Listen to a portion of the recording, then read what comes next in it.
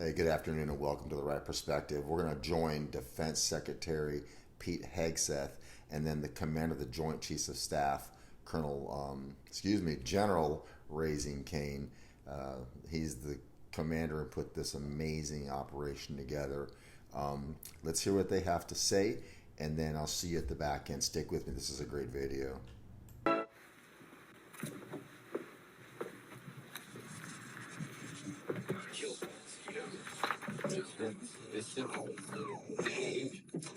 Well, thank you for joining us this morning. Last night, on President Trump's orders, U.S. Central Command conducted a precision strike in the middle of the night against 3 nuclear facilities in Iran, Fordow, Natanz, and Isfahan, in order to destroy or severely degrade Iran's nuclear program. And as the chairman of the Joint Chiefs will demonstrate, it was an incredible and overwhelming success. The order we received from our commander-in-chief was focused, it was powerful, and it was clear. We devastated the Iranian nuclear program. But it's worth noting the operation did not target Iranian troops or the Iranian people. For the entirety of his time in office, President Trump has consistently stated for over 10 years that Iran must not get a nuclear weapon. Full stop.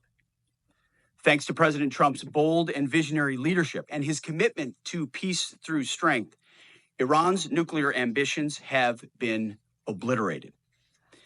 Many presidents have dreamed of delivering the final blow to Iran's nuclear program, and none could until President Trump. The operation President Trump planned was bold and it was brilliant, showing the world that American deterrence is back. When this president speaks, the world should listen. And the U.S. military, we can back it up. The most powerful military the world has ever known. No other country on planet Earth could have conducted the operation that the chairman is going to outline this morning. Not even close.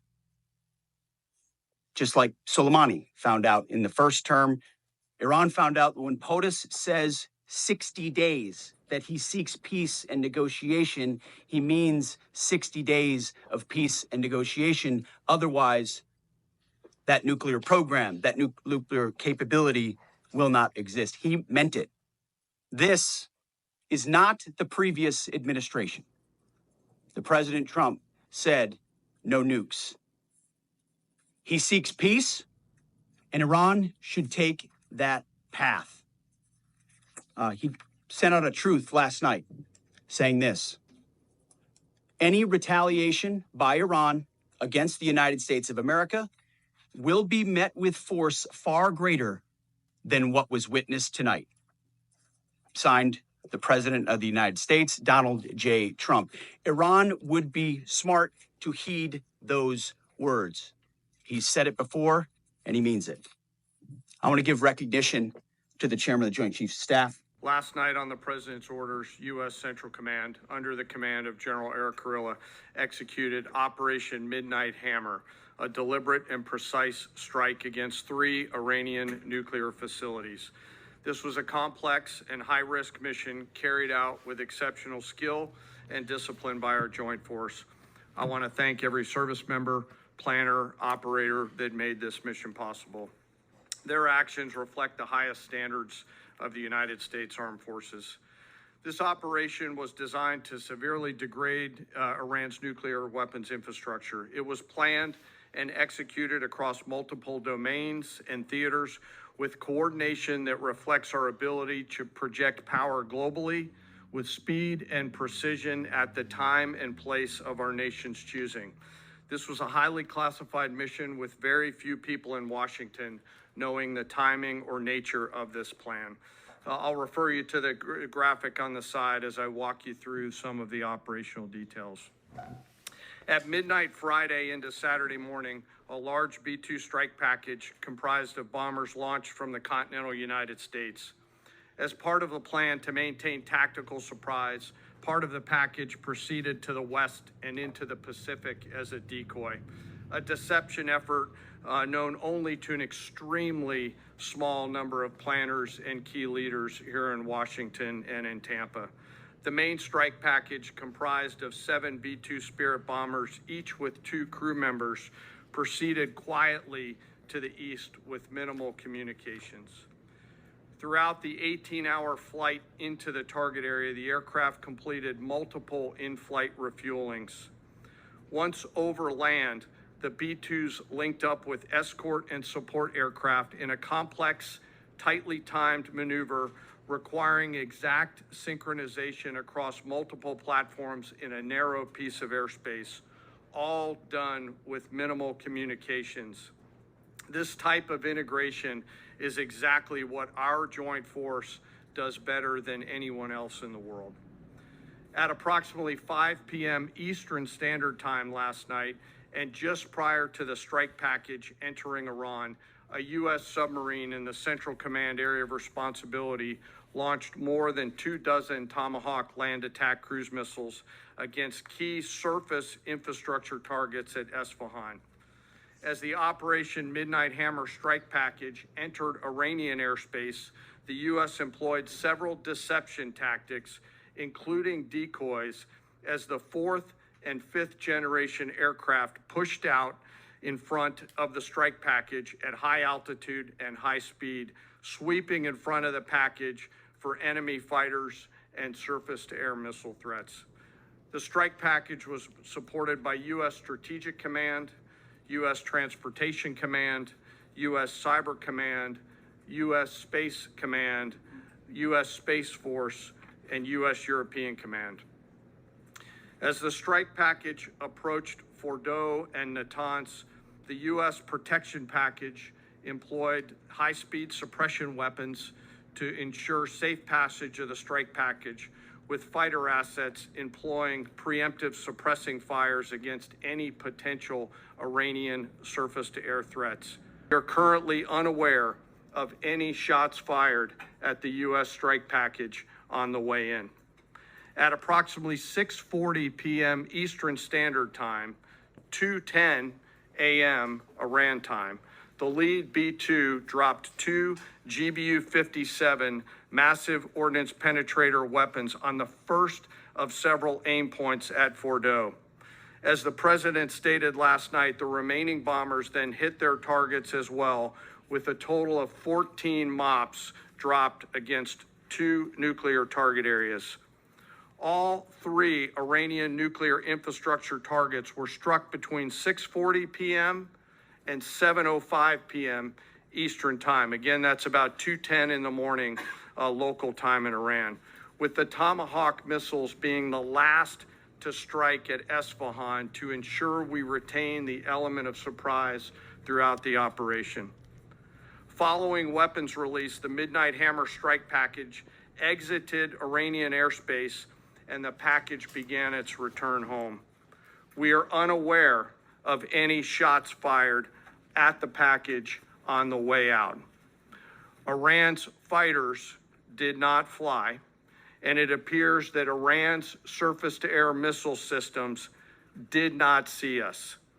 Throughout the mission, we retained the element of surprise.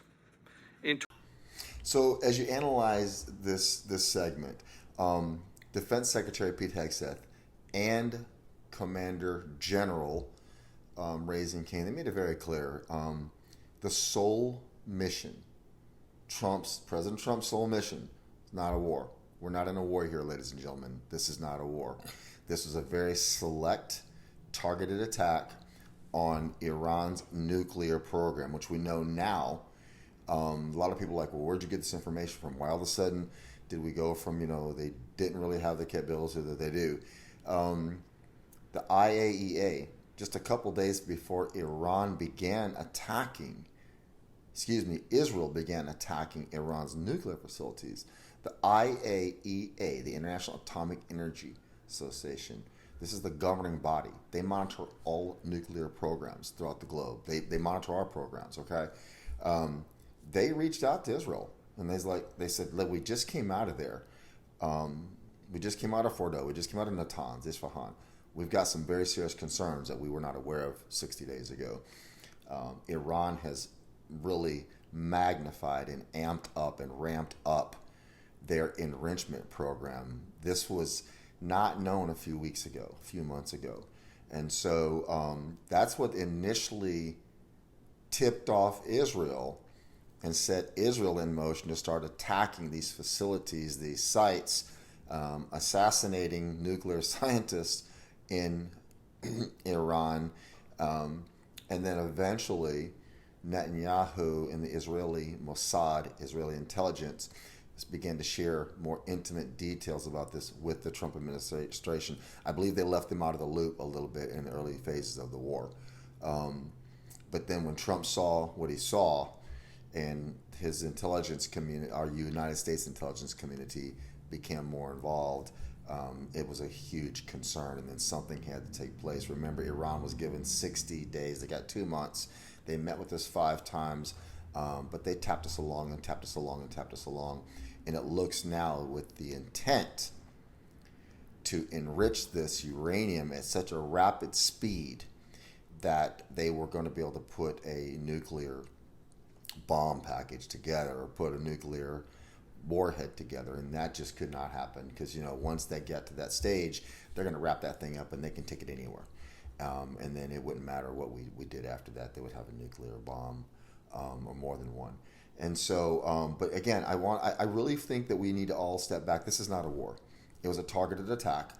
President Barack Obama launched several of these against Syria and Iraq. During his presidency, there was no call from Congress to, you know, the War Powers Act was not enacted. It was a strategic decision by the commander-in-chief. Biden has done this a few times. We've seen Biden attack the Houthis in Yemen. He didn't go to Congress for this. So the call from congressional members, you know, that it got left in the dark and things like that, I think that's a little bit silly. Presidents launch military action all the time. It's gone on pretty regularly since the Reagan administration. And so these are targeted. They're in, they're out, no boots on the ground. And I think we should all just be calm, cool, and collected about this, give the president some leeway, because we did it with President Barack Obama and also Joe Biden as well.